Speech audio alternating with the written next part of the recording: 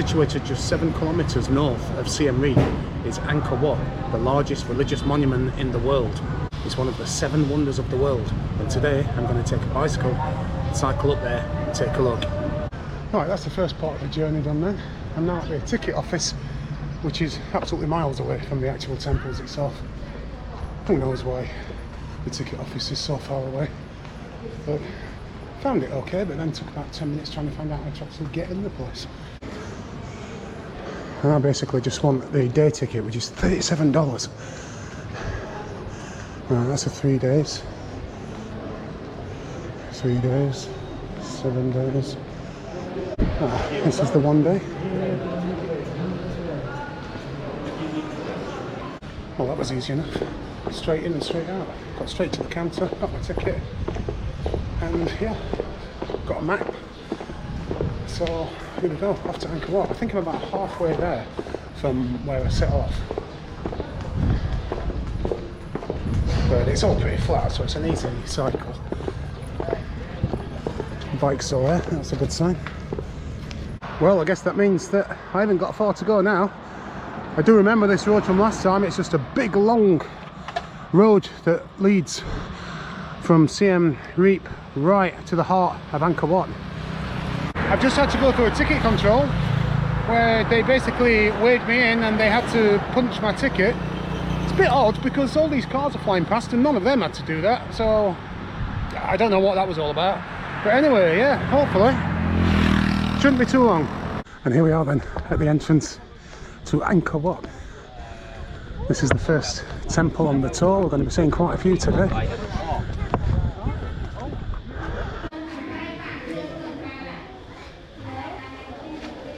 Between the 8th and 15th century, Angkor was the capital of the Khmer Empire.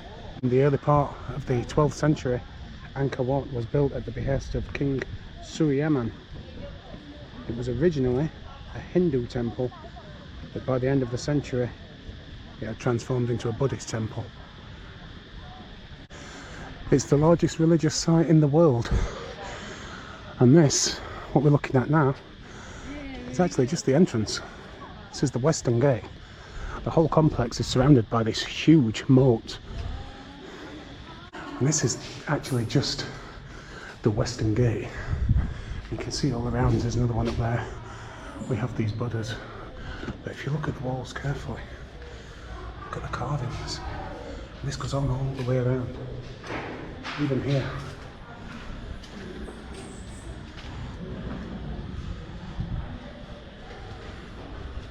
A lot of work went into building this. So just coming out of the west gate now, and this is our first sight of Angkor Wat. Right over there. Just before we reach Angkor Wat itself, we have these 2 buildings, identical, on either side. I'm not exactly sure what they are, but they are up and we can go and have a look.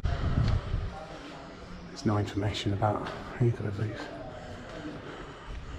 There's just a sign outside, but that's just about the restoration of the entire site.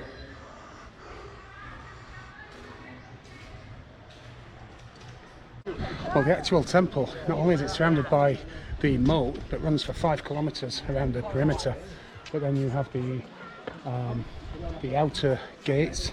We've just come through the western side, and then you have more gates surrounding the perimeter. So this is the inner gate, and the temple is in the centre. Unusually for a Hindu temple, it actually faces the west, and historians are not exactly sure why.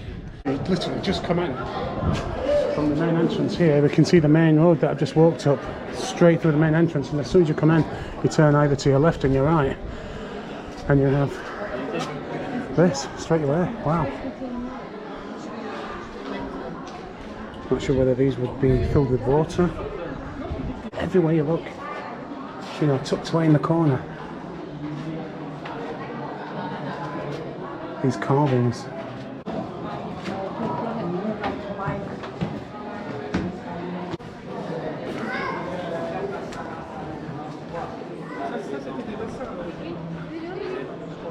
I just spotted some stairs over here. No one seems to be in this one for some reason. I guess it's because the last one you come to before you start climbing the stairs up to the main temple is this. Oh, I think this is just another staircase, just an alternative. I don't think it takes you anywhere different.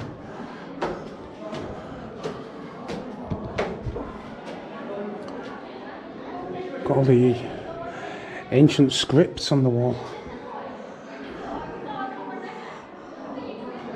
When you think of a building of this size and all the carvings, apparently it took 28 years to build. Right, we're in the main courtyard now. When I was reading the guides, various blogs online, it says to wear sensible footwear. And you can see why with these bloody stairs. I'm not sure if that classes as sensible footwear. Right, these look a little bit easier than the other ones. We're already really high up. I've just had to climb those really steep steps to get up here. And then when you get to the top and you get this, I'm not sure whether you can actually climb up there. There does appear to be someone over there, but I'm not sure if he looks like he works there. Anyway, let's take a walk around and have a look.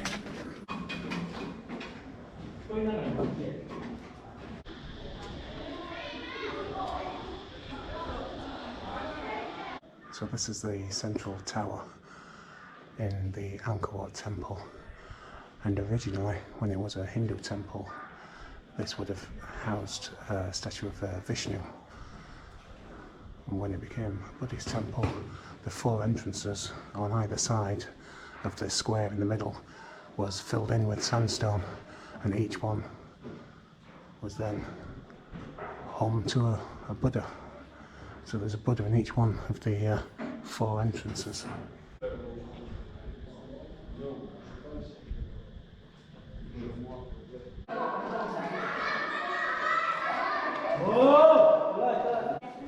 This is the southwest tower, and they've just started conservation because, as you can see, all this is what's fallen away. The tower is in such bad condition. All this has kind of collapsed away, but they are trying to conserve it now. But it can only prolong what actually exists. They cannot revert and restore the damage that already exists. So this is here forever now. This might be the best view from this side, actually. Angkor Wat has been in the news recently because in England some fella has just passed away and they've found loads and loads of stolen artifacts, Khmer artifacts, that it's believed have been stolen from here. Stuffed in suitcases. 4 suitcases. Gold and ornamental objects that have been confirmed to have originated from Angkor Wat, because archaeologists can see where they would have been. There's some bloke in England with 4 suitcases full of Khmer artifacts from Angkor Wat. I wonder if he knew how much he was sitting on. Some of the Buddhas in various states of disrepair.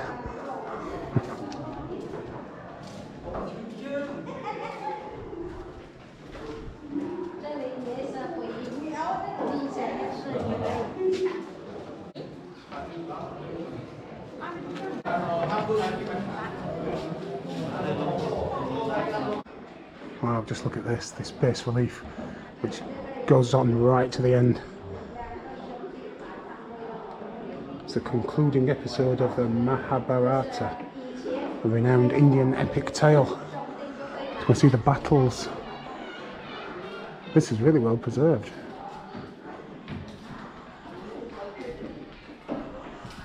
Here it gives you information. It's 48.5 metres long. So I just come to the side of Angkor Wat because I spotted this temple, and there's a few food places and souvenir shops just down there, and of course as soon as you walk down, the woman's coming out with the menu, you know, trying to get you in her little restaurant, trying to get you to buy drinks. Mary, she's called. Store number 2. And I'm walking this way, and then yeah, the woman's trying to get me to go to the toilet. I don't know if you have to pay, I don't know if that's her business or what, but she's like, hey, you come to the toilet, come to the toilet. So I'm okay, thanks. Well, we've got Mary number 2, we've got Jack Sparrow number 3, Lady Gaga and Harry Potter number 4, Black Girl number 5, and Honey number 7. Ladybird, no, Rambo, Nelly, Rapper. What the hell does all that mean? Well, that's Angkor Wat done. And now my next one is a temple called Phnom Bakheng, which is about a 10-minute cycle ride up this road, straight all the way. So now we're at the Phnom Bakheng temple, and the guy who checked my ticket said that most people come here for sunset. You have to climb to the top, so it offers good views apparently. I don't know how much is still up there. I don't remember doing this last time. I think I must have cycled past it. I don't remember doing any climbing. I don't even know if I'm going the right way. Well, it's there. I'm above it. So how do I get to it? 10th century this, so this is actually older than Angkor Wat. And it's the only pyramid temple from that era that survived.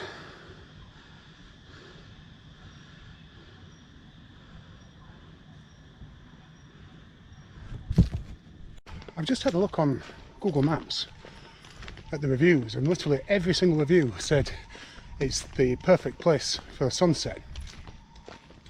Now obviously it's like 12:30 or something. Maybe this is a bit of a wasted journey, I don't know. The actual temple what I was coming to see is down here, but this path's taking me up to the top. So who knows? I've just asked a couple of people who were on their way back down if there was actually anything up there, or was it just a viewpoint, and they said there is a temple up there, but he said the view is better than the temple, and this one down here I need to take a separate path, so let's go up anyway. Well, I'm not exactly sure what to do here. There's a sign saying do not climb. How's that work then? Are there some more stairs? Is that like the exit?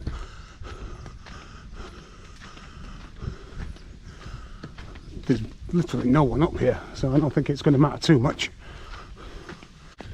When you think that when work began on Angkor Wat, this had already been here for 200 years. And there's no one here at all. Incredible.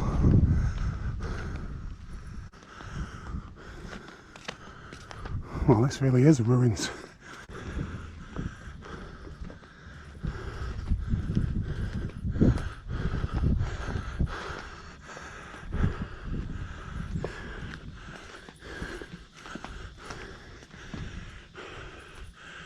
This began life as a Hindi temple.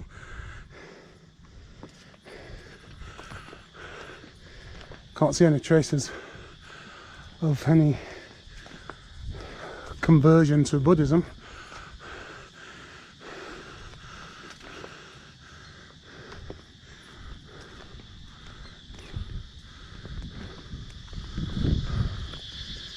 Nice views. We've got a better view of the reservoir now. You can see why this is the place to come to watch the sunset.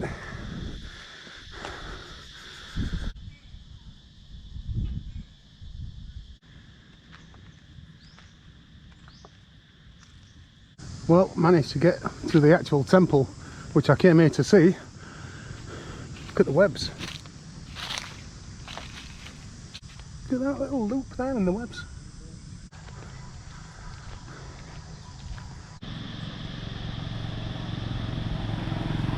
This is the Ta Prohm gate.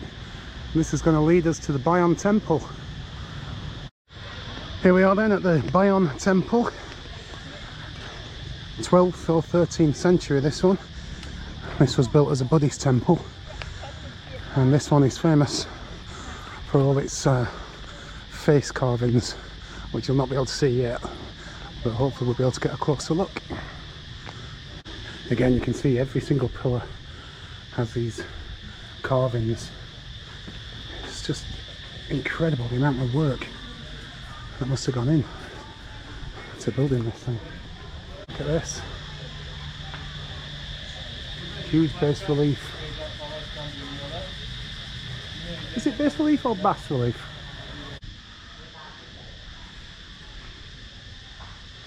It's incredible.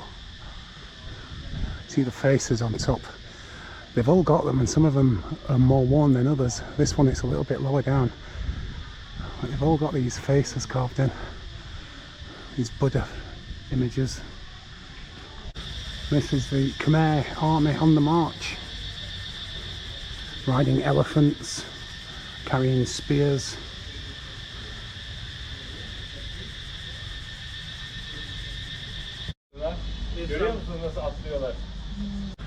It just goes on and on.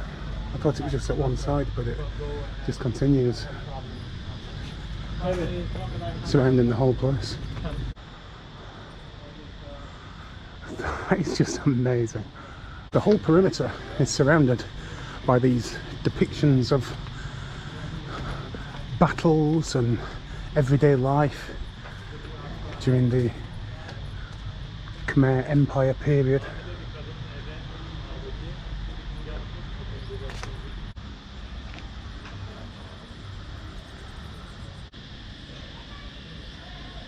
There are actually 3 routes on the map when you come in, various lengths, and the longest one is 1 hour 55 minutes just to walk around this temple, which is crazy. I've just jumped right in the middle now.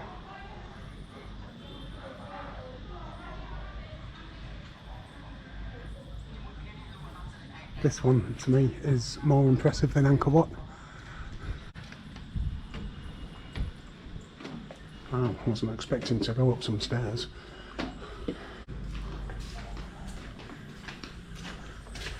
You used to be able to go up there. It's been closed since 2020.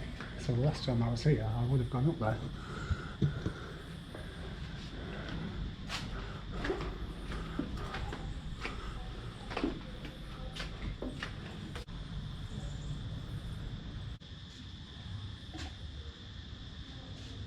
This temple is just crazy. There's just so much going on. Okay, so you can't go down there. It's just like a maze. And you spend all your time walking around and looking, and then you just look up and you've just got all this. It's incredible. Right.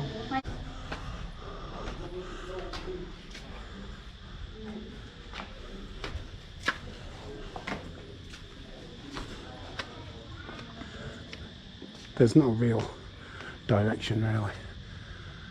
You just have to get in and just wander around.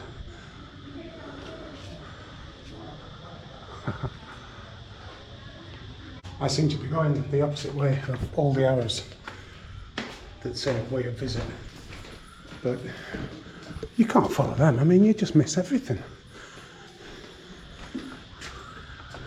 Look, it's like you're walking around and then you come to what you think's a door, and it's like you're 2 levels up.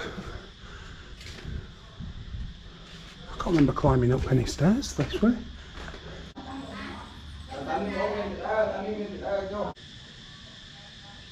This is the base of one of the towers with the carved faces in. So we're right up to it, but it's just everything is so like cramped together. There's barely any space to walk. And there's just rooms and corridors everywhere. Everything has all these carvings. Look at this.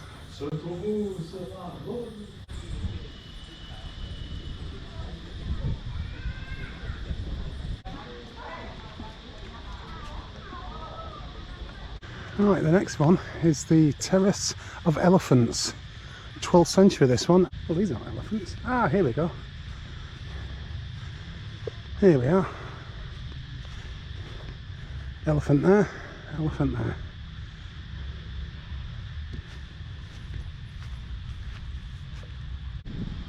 You can see the elephants, the trunk. We've even got the tusks on this one. Well, on these two.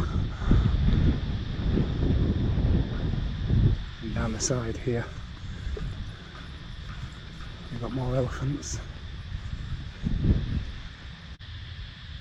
So this terrace of elephants served as a viewing platform for the king, the Angkor king, Jayavarman VII. The palace used to be here, but that's pretty much long gone. There's not much of that remains. And the king would use the platform to view his returning victorious army. Public ceremonies would take place in this area.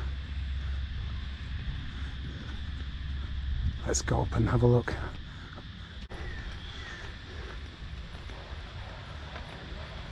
I reckon that this is all that remains of the palace. I've just had a look on Google, and it does say that very little of the palace remains. So I'm guessing that's what this is. This entire area would have belonged to the king. This would be where the king's palace is, and I've just looked at a map, and apparently the royal palace was like way over there, so I can see the walls that go around. So this is a huge site, and there is actually something here in the middle that has actually survived. I'm not sure why the palace is no longer here.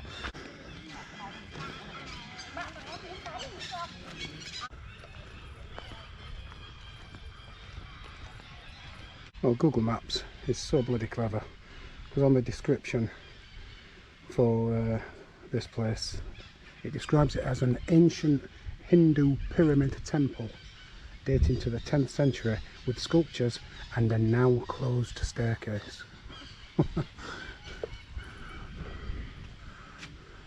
I think the next one is going to be my last one. It's Ta Prohm.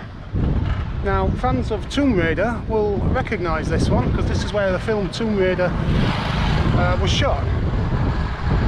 I think this is going to be the best one, to be honest. From my memories of last time I was here, this is yeah, the most impressive. So I think it's a few kilometres away. It's a nice straight road with a slight descent, so it's easy to cycle. So we've come to the eastern gate now. This is going to take us out of this area that we've just been exploring for the past hour or so. And yeah, Ta Prohm is somewhere over there. When we entered this area through the southern gate, all of the statues on either side of the road that lead up to the gate were all still intact. But here, yeah, what a difference.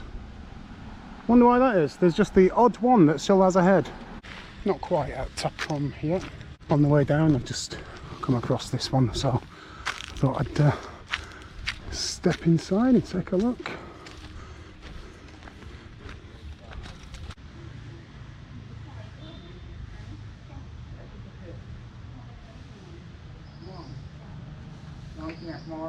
Nice bit of handiwork there. Just on the other side of the road from that temple I've just stopped off at, there's this one. This one looks pretty cool, actually. The guy over here, he sells like scratchings, rubbings. You know when you put the print on the walls and then kind of use chalk and stuff like that, or like wax crayons to get like a rubbing of the carvings. And it looked really nice, and it comes in a little like kind of basket case, and I've got no room for it, and I'm not going to be carrying it around anyway. But like I said, no, I'm okay, mate, I'm okay. And he says it's $1. $1 bloody dollar. You can feel it. I know, but the thing is, my friend, I'm travelling. Me travel long time. Oh, So how many years? I got at the moment 2 years. This rice So- paper you can bend and you can fold in Yeah, the yeah, bag. yeah. 1 month, 2 months still traveling. 1 year, you see, still is fine. Still the It's same, rice, yeah. it's rice paper. I know, but I can't. But I rub it on the It's relief on absolutely the amazing, car. man. And for $1, it's absolutely $1. You said Yeah, only $1. $1. Really That's cool. crazy. And That's the crazy, color, man. it doesn't rough off. Yeah, This is the Monkey's King. This from Angkor Wat Temple. You've been Angkor Wat? yeah. With the Monkey's King Hatlaman, so they had Chap kill the demon. You see, Oh, okay. 3 head, 10 face, and 20 arm. He riding on the chariot on a monster. If I was on holiday, I would buy one. Yeah, but yeah, yeah. travel, I can't. You know, it's Yeah, like yeah. this. I've got this clothes and stuff Yeah, like that. Good luck, my friend. It's amazing. $1 is an absolute bargain. Here we are then, at the final temple, Ta Prohm. This is the one made famous by the film Tomb Raider. I think I've come in the east entrance. No, I haven't. I've come in the west entrance. So let's have a look then. Wondered where the lovely music was coming from. Doc's chilling out.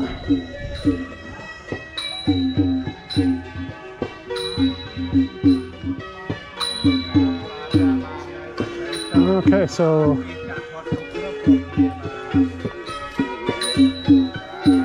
victims of mines. There was a couple of people on one of the temples earlier that were saying please buy our CD, the victims of landmines, but they weren't playing anything. I didn't know what it sounded like. That sounds really nice. Right, we have these way of visit signs again. Let's see if these actually help this time or whether they just disappear around the corner.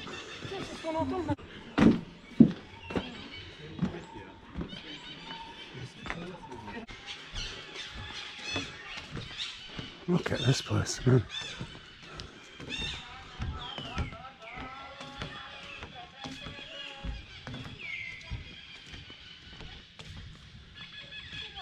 And this is what it's famous for. All the trees that have overgrown the old ruins. We'll see quite a bit of that as we walk around. Look at that. No holding that bugger back.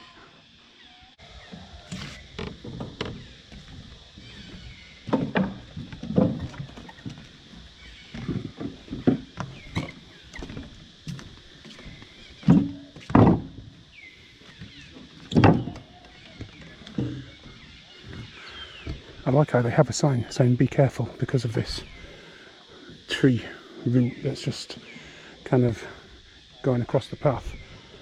And then you get here. Where is it? Bloody hell. Okay, so I think this is the #1 place where people come and have photos. Might be stood here a while, to be honest. This is just amazing. Let's see this. And this is the view from the other side. Bloody sun's not helping today. Let's get out of there.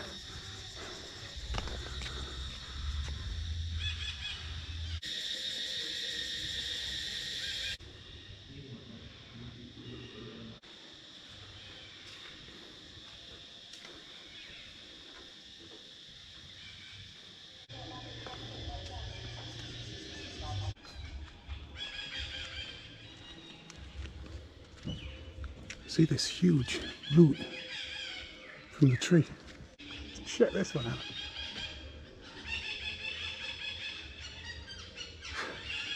That's crazy. Where's this one coming from?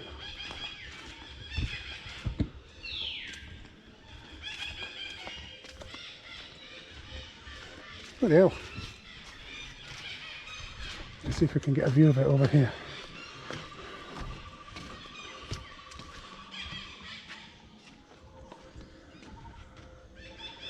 Screw you, wall. There's nothing like spreading out, is there? Look at this. Right down here, it keeps on going. And this one, which comes along the top of this wall and then bursts through and comes out on the other side.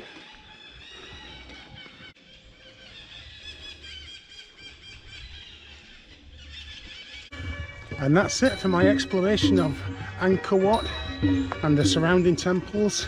It's been a good day, it's been a tiring day. I've done a lot of kilometres on the bike and I've still got a lot to go because I've got to cycle back to Siem Reap, which I think is about 10 kilometres, where I'm actually further away now than I was to get here because the first stop was Angkor Wat and this is further away, so it's about 10 kilometres back. So if you come to Siem Reap, then you're obviously going to come here. It's very expensive, but you know, it's one of the wonders of the world and it's definitely worth checking out at least once. Well, the cycle back was 14 kilometres and oh bloody hell, am I glad to be back on my feet again. It's a very long cycling day. You do the whole thing and then your longest cycle ride is the very last one. Now, I've only had a dragon fruit smoothie all day, so before I go home and shower and get ready to come out again for the night, I need some food. And how the hell do you get a bloody blue Hawaii soda around here? What have you got for me? Let me see.